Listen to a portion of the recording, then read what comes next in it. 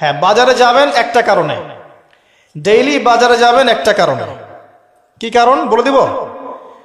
অন্যকে সালাম দিবেন বাজারে গিয়ে, অন্যকে সালাম দিতে বাজারে যাবেন, আর একটা দোয়া পড়তে বাজারে যাবেন, দোয়া পড়ে বাসা চলে আসবেন।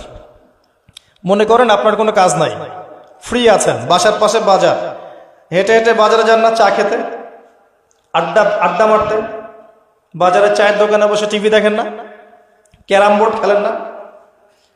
বুড়া মানুষ দেখা যায় যে সবগুলো দাড়ি পেকে গেছে, তাও ক্যারাম বোর্ড খেলছে রাতের বেলা জেগে জেগে বাজারে। এই দৃশ্য দেখা যায় না? লুডো খেলছে। আবার এখন দেখি 4-5টা ছেলে মাথাটা এক জায়গায়, মাঝখানে একটা ফোনের মনিটর। পরে বুঝলাম যে ওখানেও নাকি লুডো খেলা যায়। এগুলো আমরা জানতাম না, এখন শিখছি। এইগুলো করতে বাজারে যাই। আবার ছেলেরা কি জন্য যায়? ওই যে বাজারে মেয়েরা আসে, তাই না? ছেলেরা গিয়ে কসমেটিক্সের দোকানে দাঁড়িয়ে থাকে, কারণ মেয়েরা ওখানে আসে। এই তো চিত্র। আর ফ্রি মিক্সিং দিয়ে তো আমরা উন্মুক্ত করে দিয়েছি, মাশাআল্লাহ। এমনকি আমরা এখন এটাও মনে করি যে একটা ছেলে একটা মেয়ে যদি একে অপরের সম্মতিতে জেনা করে, এটা অবৈধ না, এটা কোনো অপরাধ না। আমরা এখন এমনটা মনে করি। যখন 4-5টা ছেলে জোরপূর্বক কোনো মেয়েকে ধরে রেপ করে দেবে, তখন সেটা অপরাধ আমরা মনে করি, এটা শাস্তির ব্যবস্থা করি। কিন্তু সম্মতিতে যদি একজন আরেকজনের সাথে সেক্সুয়াল সম্পর্ক করে, এটা কোনো অপরাধ বলে গণ্য হয় না। বিষয়টা এমন হয়েছে না? আল্লাহ পাক এমনি বলেননি যে লাহুম কুলুবুন লা ইয়াফকাহুনা বিহা, তাদের কলব দিয়েছিলাম উপলব্ধি করেনি। ওয়া লাহুম আযানুন লা ইয়াসমাউনা বিহা, কান দিয়েছিলাম আমার হেদায়েতের বাণী শোনেনি। ওয়া লাহুম আ'য়ুনুন লা ইউবসিরুনা বিহা, দু চোখ দিয়েছিলাম কখনো দেখেনি। উলাইকা কাল আনআম, এরা গবাদি পশুর মতো, এরা গবাদি পশুর মতো। দে আর জাস্ট লাইক ক্যাটলস। বাল হুম আদাল, বরং তার চাইতেও তারা নিকৃষ্ট। ওয়া উলাইকা হুমুল গাফিলুন, তারা হচ্ছে গাফেল সম্প্রদায়। আল্লাহ বলেছেন এদের ব্যাপারে, আল্লাহ পাক বলেছেন ওয়া লাকাদ যারানা লিজাহান্নামা কাসীরাম মিনাল জিন্নি ওয়াল ইনস, এরকম প্রচুর মানুষকে দিয়ে আমি জাহান্নাম পূর্ণ করব। নাউযুবিল্লাহ। কত মানুষ দিয়ে? প্রতি হাজারে কয়জন? প্রতি হাজারে 999 জন মানুষ জাহান্নামে যাবে। সহিহ বুখারীর হাদিস 4 বার এসেছে।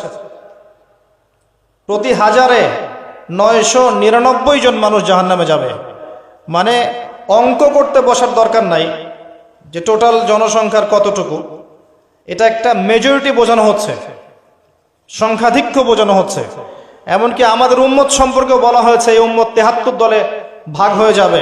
বনু ইসরাইল ভাগ হয়েছিল 72 দলে, এদের মধ্যে 72টা দলই জাহান্নামে যাবে, একটা দল জান্নাতে যাবে। কারা তারা? মা আনা আলাইহি ওয়া আসহাবি, আমি যার উপরে আছি, আমার সাহাবীরা যার উপর আছে।